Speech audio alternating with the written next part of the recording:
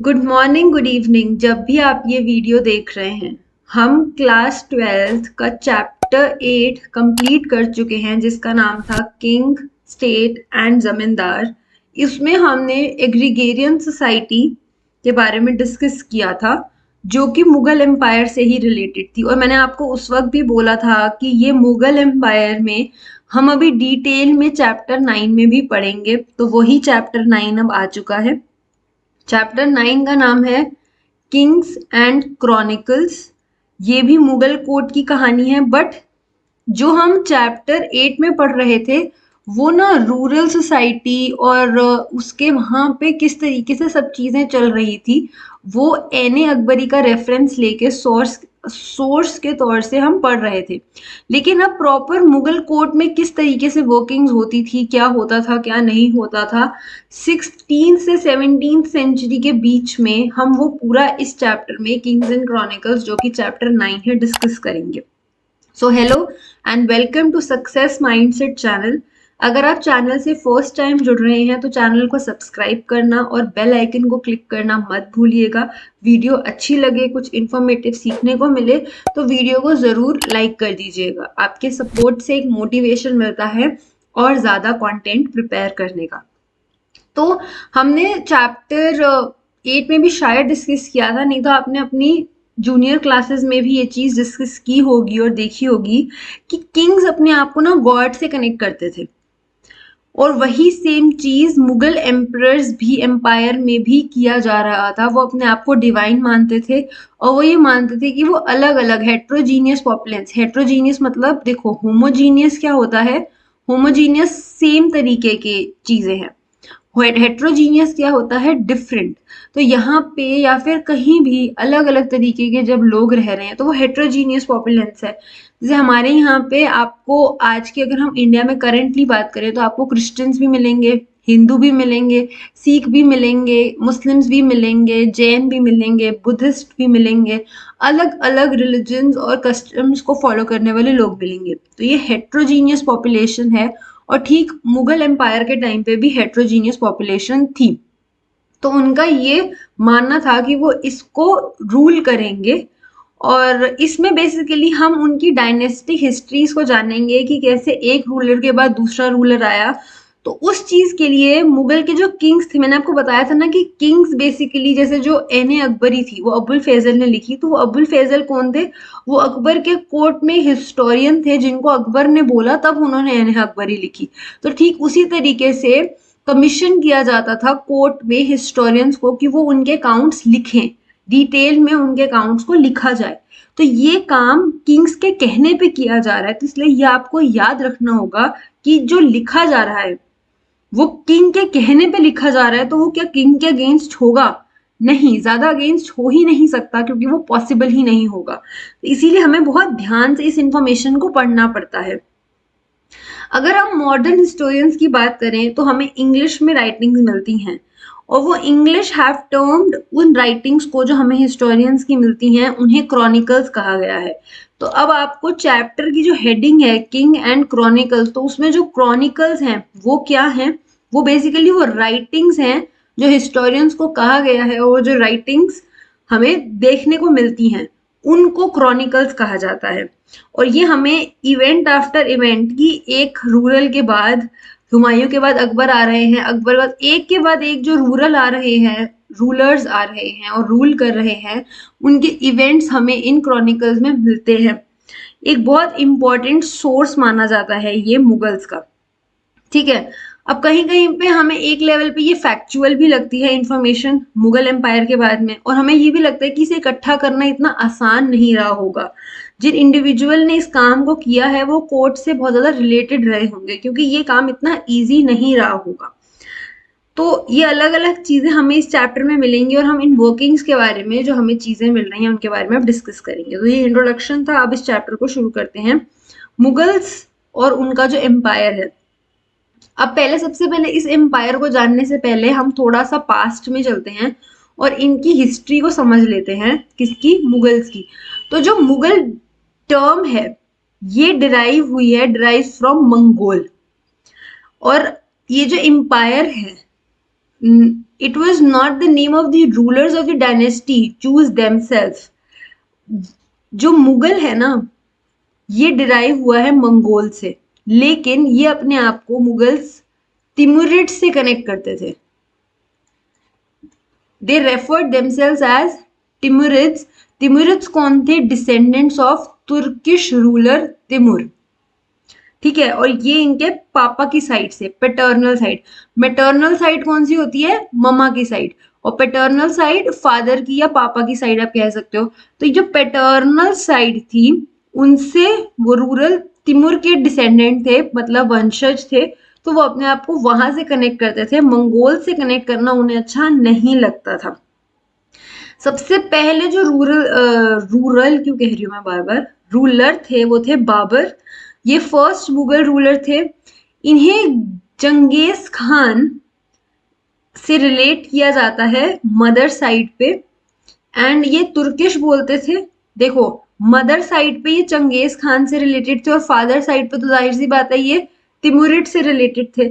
तो आपको, एक मिनट, अब आपको ये चीज पता होनी चाहिए कि इनकी जो वंशावली या फिर आप कह सकते हो हेरारकी चली आ रही है, वो कहाँ से और कैसे चली आ रही है. तो ये है बाबर. बाबर के मदर की साइड पे, मैटरनल साइड पे, इन्हें गिंगेस खान से रिलेट किया जाता था, और फादर की साइड या फिर पैटर्नल साइड पे ये तिमुरिड्स से रिलेटेड थे. ये तुर्किश बोलते थे, और इनको डाइवर्सली मंगोल जो थे एज बाबरिक होर्ड्स. क्योंकि बाबरिक होर्ड्स का क्या मतलब है कि एक जगह पे जाएंगे, उस एरिया को बिल्कुल तहस नहस कर देना, लूट लेना, सब कुछ खराब कर देना. तो मंगोल्स का यही काम था, वो सब कुछ लूटते थे और उस जगह को तहस नहस कर देते थे. तो 16th सेंचुरी में यूरोपियंस ने इन्हें एक टर्म दी, मुगल. मुगल किसको बोला गया? उस ब्रांच को जो इंडिया में रूल कर रही थी. भाई गंगेज खान की फैमिली है, तो अगर आप इनका कभी आप मुगल एम्पायर का एक्चुअल में पास्ट में आप तिमुरिड्स और इन सब का अगर चार्ट देखोगे ना फैमिली का, तो ये बहुत बड़ा चार्ट दिखेगा आपको. तो इन्होंने इसीलिए जो उस सेक्शन को जो इंडिया में रूल किया उन्होंने 16th और 17th सेंचुरी के टाइम पीरियड में, उन्हें इन्होंने मुगल्स कह डाला, ताकि आसानी हो जाएगी थोड़ा सा रिलेट करने में. तो अगर आप नेम की बात करो तो मोंगली. मोंगली आपने जंगल बुक में सुना होगा, ये फ्रीक्वेंटली यूज कैरेक्टर है. तो ये भी वहीं से ड्राइव है, यंग हीरो ऑफ रुडयार्ड किपलिंग्स. आपने जंगल बुक में ये टर्म तो सुनी ही होगी. अब एम्पायर जो है, ये नंबर ऑफ रीजनल स्टेट्स को जीता गया और पॉलिटिकली अलायंसेस बनाए गए. अलायंस का मतलब क्या है? अब अलायंस मैरिज के अलायंस भी होते हैं, पॉलिटिकल अलायंस भी होते हैं. तो तरीके से संधि की गई, एक अलायंस बना लिया गया, एक पैक्ट कर लिया गया साइन. किसने? मुगल्स. और उस वक्त इंडिया में लोकल चीफ्स थे, एक प्रॉपर डायनेस्टी नहीं थी. तो जहां जहां लोकल चीफ्स थे, उनके साथ इन्होंने अलायंसेस कर लिए कि आप यहाँ रूल करो, पर आपका किंग, मुगल एम्पायर वाले ही किंग्स, आप उन्हें ही सरेंडर करोगे. तो ऐसे करके इन्होंने पूरा एरिया जीता और उसको एम्पायर बनाया. तो बाबर का पूरा नाम था जियाउद्दीन बाबर. ये सेंट्रल एशिया में इनका घर था, जिसको फरगाना या आज की डेट में आप उज़्बेक्स वॉरियर, ये अपना फर्स्ट इन्होंने स्टैब्लिश सबसे पहले किया है काबुल वाले एरिया में. काबुल कहाँ है आज की डेट में? अफगानिस्तान वाले एरिया में. तो ये उज़्बेकिस्तान से जब इनके फादर की डेथ हो गई, तो वहां से ये आए काबुल. कब आए? 1526 में. और फिर धीरे धीरे ये इंडियन सब कॉन्टिनेंट में आगे टेरिटरीज के लिए आए, और इन्होंने फाइनली फिर ये जो इंडियन सब कॉन्टिनेंट वाला जो ये वाला एरिया है, जो ऊपर कश्मीर और वाला, यहाँ से जब ये अफगानिस्तान से आए, उन्होंने धीरे धीरे इस एरिया में अपना रूल करना, अपने एम्पायर को स्टैब्लिश करना शुरू किया. बाबर के बाद जो सेकंड उनके बेटे थे, वो थे निसाउद्दीन हुमायूं. हुमायूं का टाइम पीरियड दो हिस्सों में दिखेगा आपको, एक 1530 से 1540 और उसके बाद 55 से 56, क्योंकि बीच में शेरशाह सूरी आ गए और उन्होंने इनको हरा दिया और ये भागते रहे. तो इन्होंने उस टाइम में, ये बीच का टाइम है 41 से लेके 54 तक का, तब यहाँ पे दिल्ली के एरिया में शेरशाह सूरी रूल कर रहे थे. ठीक है, तो इसलिए ये दो अलग टाइम आ रहे हैं. इन्होंने अफगान लीडर जो शेरशाह सूरी थे उनसे ये हार गए। हुमायूं भाग के सफाविद रूलर जो कि ईरान के एरिया में थे वहां इन्होंने शरण ली कि भाई मुझे बचा लो, ये तो मुझे मार देंगे। फिर फाइनली 1555 में जब शेरशाह सूरी की डेथ हो चुकी थी और उनका बेटा रूल कर रहा था, तब जो ये सूर एम्पायर था ये थोड़ा वीक था। तो उस टाइम पे 1555 में हुमायूं ने सुर्स को डिफीट किया और वो अगले ही साल उनकी डेथ हो गई, जो कि माना जाता है, अगर आपने सुना हो, कि वो लाइब्रेरी से आ रहे थे और सीढ़ियों से स्लिप हो गए और वहां पे उनकी डेथ हो गई थी। तो इस तरीके की ये पूरी स्टोरी थी हुमायूं की। बहुत बड़ी स्टोरी नहीं है बट ये यहीं तक की है, तो आप ये पढ़ लीजिएगा और समझ लीजिएगा। अब इनके बाद आए एक रूरल क्यों बोल रही हूँ मैं पता नहीं बाबर, बड़ा समझ आएगा। मैं रूलर की बात कर रही हूँ, एक एम्परर की बात कर रही हूँ, वो है अब जलाउद्दीन अकबर। जलाउद्दीन अकबर जो थे ये बहुत इंपॉर्टेंट मुगल रूलर हैं, एम्परर हैं जिनकी हम बात करने वाले हैं। इन्होंने एरिया को बढ़ाया और उसको संभाल के भी रखा। इन्होंने उसको सबसे बड़ा, स्ट्रांग और उस टाइम का एक रिच किंगडम बनाने की कोशिश की थी। ये हिंदू कुश माउंटेन से लेके काफी बड़े एरिया तक इन्होंने उसे एक्सपैंड किया। तुरान एंड सफाविद्स ऑफ ईरान जैसे वहां पे एक एक्सपैंडिंग एम्पायर को क्रिएट किया। अकबर के 3 सक्सेसर्स थे, जहांगीर, उनके बाद आए शाहजहां, शाहजहां के बाद आए औरंगजेब। ठीक है, अब इनके भी ऐसा नहीं है कि यही सबसे ज्यादा हकदार थे, इनके और भी भाई थे बट इन्होंने उन सबको मार के फाइनली यही एम्परर्स बने। तो अकबर के बाद कौन आया? अकबर के बाद आया जहांगीर, जहांगीर के बाद आया शाहजहां, जिनको जहांगीर आपने अगर मूवी देखी हो, मुगल आजम उन्हें सलीम कहा जाता है ना, ये वही जहांगीर हैं। जहांगीर के बाद आया शाहजहां, जिनसे आप ताजमहल समझ सकते हो, ताजमहल रिलेट किया जाता है, उन्होंने अपनी वाइफ के लिए बनवाया था, बेगम के लिए। और उनके बाद आए औरंगजेब। माना जाता है औरंगजेब एक लास्ट ऐसे पावरफुल रूलर थे और उनके बाद जो एम्परर्स आए उनकी डायनेस्टी में वो बहुत वीक थे और मुगल एम्पायर लगभग खत्म होने की तरफ बढ़ने लग गया और वहां से फिर आपको कोई स्ट्रॉन्ग रूलर का नाम आगे नहीं मिलेगा। अब जब हम थर्ड बुक में जाएंगे ना अपनी, और थर्ड बुक में जब हम इंडिया इंडिपेंडेंस की बात करेंगे और 1857 के रिवोल्ट की बात करेंगे, तब आपको एक लास्ट मुगल एम्पायर की बात पता चलेगी कि वहां से मुगल एम्पायर अब बिल्कुल खत्म, जीरो चला जाएगा। बट अभी जीरो नहीं है, तो अभी हम इन सब की बात करने वाले हैं। इन 3 रूलर्स ने बहुत अच्छे से मेंटेन किया था पूरा एरिया, गवर्नेंस काफी अच्छी रखी थी। तो बस वहीं तक की ही मेन स्ट्रॉन्ग कहानी है जो हम पढ़ेंगे, और यही आपकी 16th और 17th सेंचुरी के बीच की चलती है। अगर मैं बहुत ज्यादा फास्ट हो रही हूँ या फिर अगर कुछ हो तो आप मुझे कमेंट में बता दीजिएगा। आई थिंक मैं काफी सारे एस्पेक्ट्स कवर कर रही हूँ, क्योंकि मुगल एम्पायर और जो इंडिपेंडेंस का टाइम पीरियड जो मैं अभी कवर कर रही हूँ, ये 2 ऐसे पार्ट्स हैं जो शायद हम 6th क्लास से पढ़ रहे हैं और अबाउट 12th में पहुंच चुके हो, which is like the peak of your school time. तो इसीलिए ये थोड़े बेसिक्स हैं जो आपको रिलेट करने आने चाहिए, क्योंकि जो मैं कुछ स्टोरी सुना रही हूँ ना, अगर आप सिर्फ ये सुन लोगे, मैं बुक में क्या मार्क करवा रही हूँ, क्या डिस्कस कर रही हूँ, वो अगर आप छोड़ के सिर्फ सुन भी लोगे, तो जब आप आंसर लिखोगे ना, तो आप ये पॉइंट्स को कनेक्ट करके लिखोगे ना, तो बहुत अच्छे मार्क्स मिलने का स्कोप है। क्योंकि मेन कनेक्टिविटी ही मैटर करती है हिस्ट्री में, कि कैसे आप अपने आंसर को फ्रेम कर रहे हो। ठीक है, क्योंकि पेजेस भर के तो बहुत बच्चे आ जाएंगे, लेकिन आंसर की क्वालिटी अच्छी किसकी है वो मैटर करेगा, डिफरेंस क्रिएट करता है।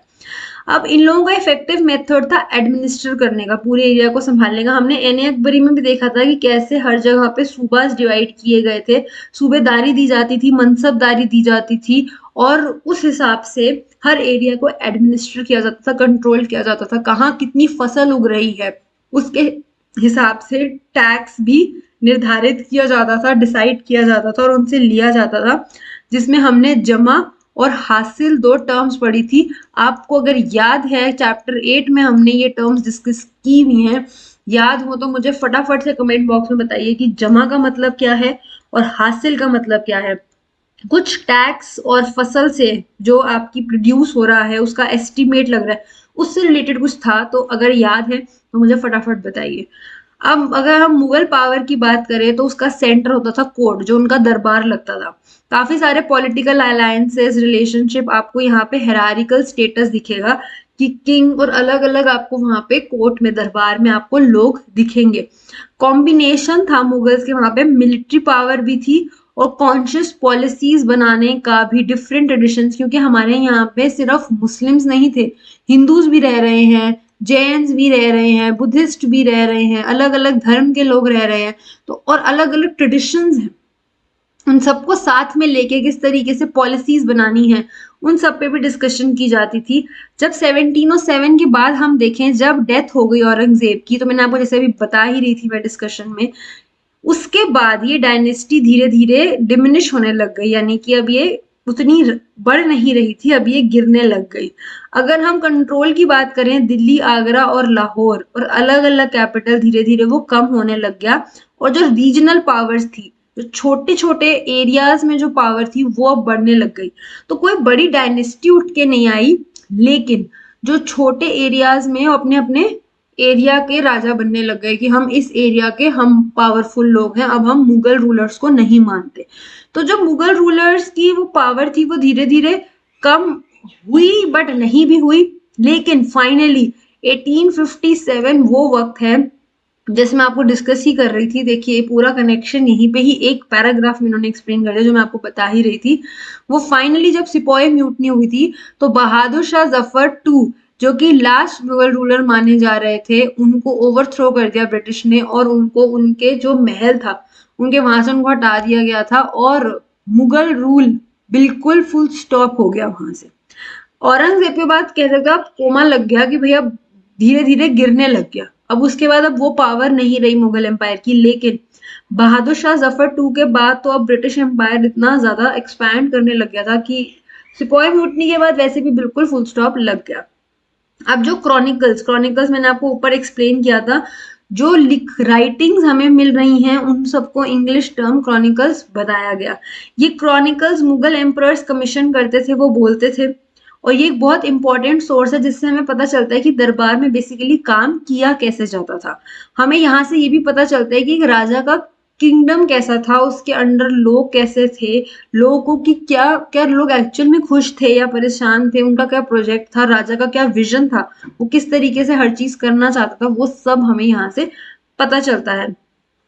अब सम टाइम हमें ये भी देखने को मिलता है कि मुगल रूल को रेजिस्ट किया गया, उनके अगेंस्ट लोग उनको सपोर्ट नहीं करते थे, लेकिन उनके रेजिस्टेंस को फेल कर दिया गया। कोई भी मुगल एम्पायर के अगेंस्ट खड़ा होता था तो उसको फेल कर दिया जाता था, और माना जाता है कि वो रूल से बहुत प्रोस्पेरिटी हो रही थी, लोग बहुत ज्यादा ग्रो कर रहे थे।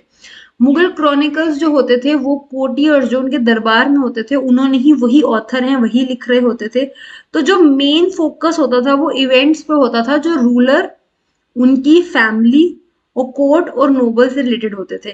मैंने आपको बताया ना कि जो नॉर्मल आम इंसान है उसकी जिंदगी के बारे में कोई नहीं बता रहा, हम थोड़ा बहुत जितना समझ पा रहे हैं, रीडिंग बिटवीन द लाइंस, बस उतना ही समझ पा रहे हैं, लेकिन हमें राजा, उसकी फैमिली, कोर्ट में उनके दरबार में जो लोग हैं, वॉर, एडमिनिस्ट्रेशन अरेंजमेंट, हमें इनके बारे में तो बहुत ज्यादा पता चलता है, लेकिन एक आम इंसान की जिंदगी के बारे में हमें ज्यादा नहीं पता चलता। अलग अलग टाइटल्स दिए हैं राजाओं ने या एम्परर्स ने खुद को, और इन टाइटल्स जो ये बुक्स है, जैसे अकबरनामा, शाहजहांनामा, आलमगीरनामा।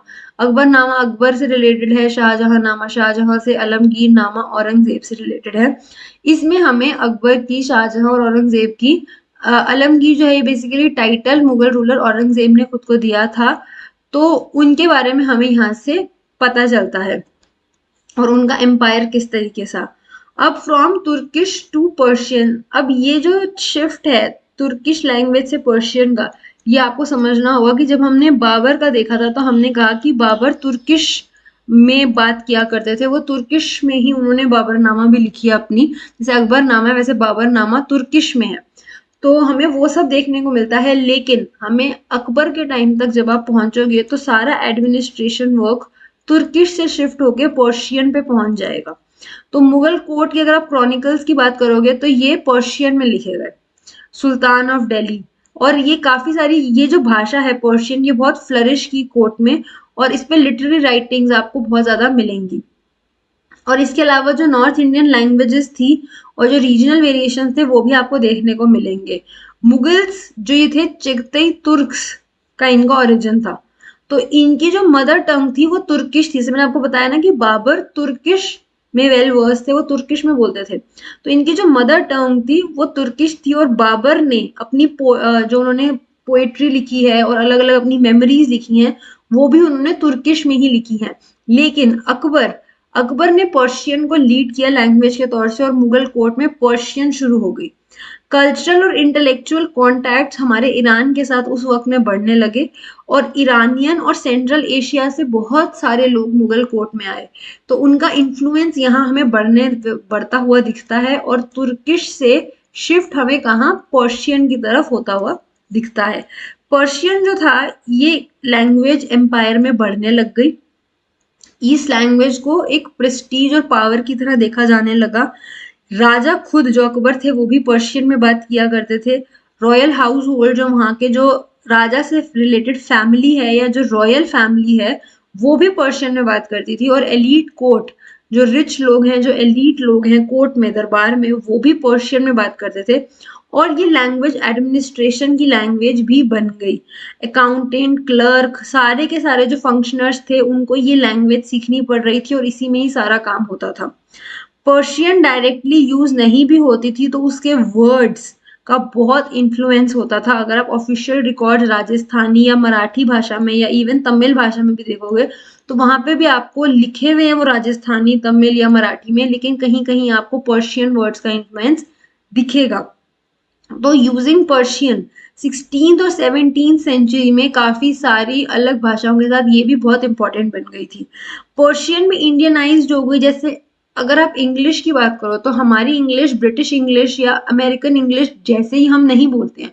हमारे एक्सेंट में थोड़ा इंडियन टच है, इंडियन इंग्लिश है। आप इंडियन इंग्लिश तो नहीं कहेंगे, मतलब हमारी इंग्लिश में थोड़ा टच आता है ना। तो इसी तरीके से जो पर्शियन थी वो भी इंडिया के तौर से इंडियनाइज्ड हो गई एक तरीके से। और एक नई लैंग्वेज आई वो थी उर्दू। उर्दू जो थी वो पर्शियन विद हिंदवी के इंटरेक्शन से इमर्ज हुई। और मुगल क्रॉनिकल्स जैसे कि अकबर नामा है ये पर्शियन में लिखे गए। जबकि अगर हम बाबर की मेमोरीज और उनकी जो पोइट्री वगैरह है वो तुर्किश में थी, उसको भी ट्रांसलेट किया गया पर्शियन में। ट्रांसलेशन संस्कृत टेक्स्ट जैसे कि महाभारत और रामायण, ये तो संस्कृत में थे, इनको भी पर्शियन में ट्रांसलेट किया गया मुगल एम्पायर में।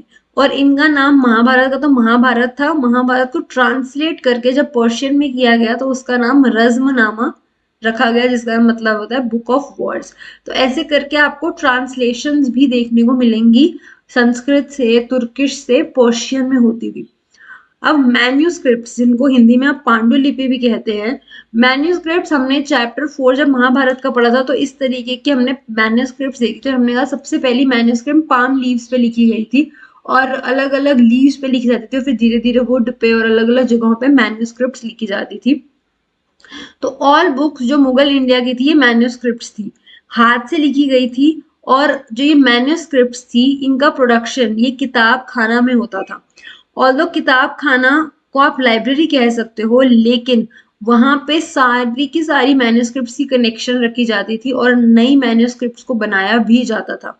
मैन्यूस्क्रिप्ट्स में बहुत सारे लोग लगते थे क्योंकि बहुत इंपॉर्टेंट और बहुत मुश्किल काम है।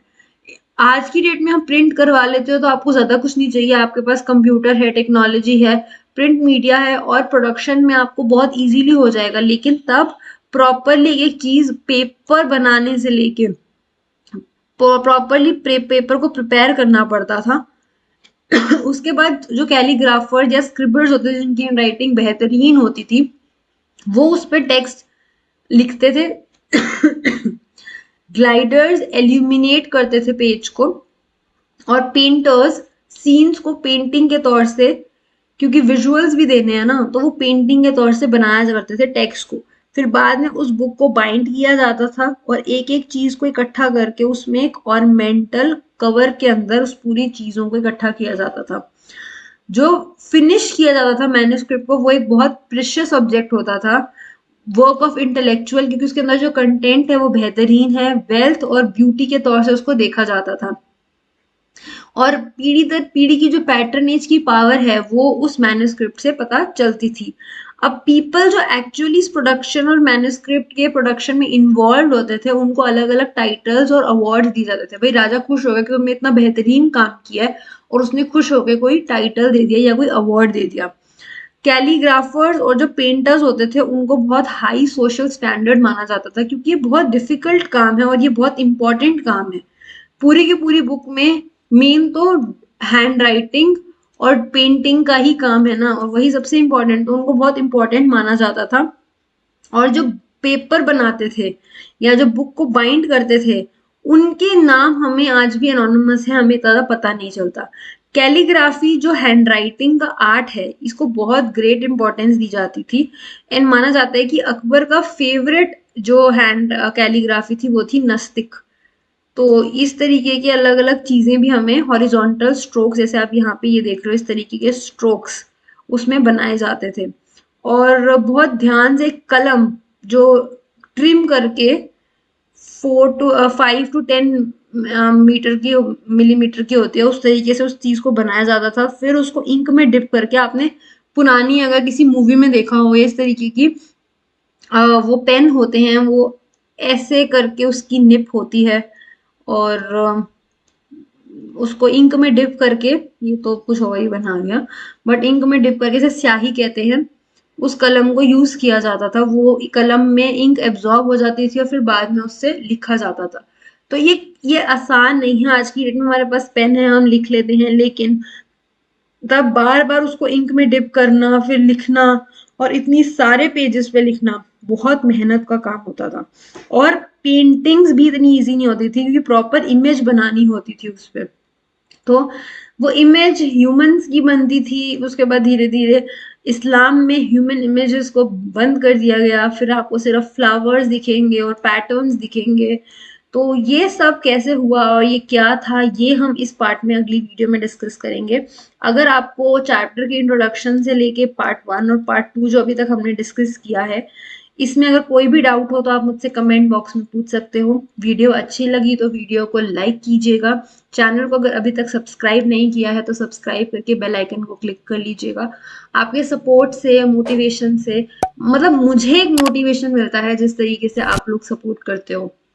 और मुझे जो भी मैंने क्वेश्चंस पूछे हैं, और अगर आपका कोई क्वेश्चन हो तो आप मुझे कमेंट बॉक्स में बताइएगा। और वीडियो कैसी लगी, आपके सजेशंस सुन के हमेशा ही अच्छा लगता है। Thank you so much video को देखने के लिए और सपोर्ट के लिए। मिलती हूँ मैं अगली वीडियो में, तब तक के लिए keep learning and keep growing.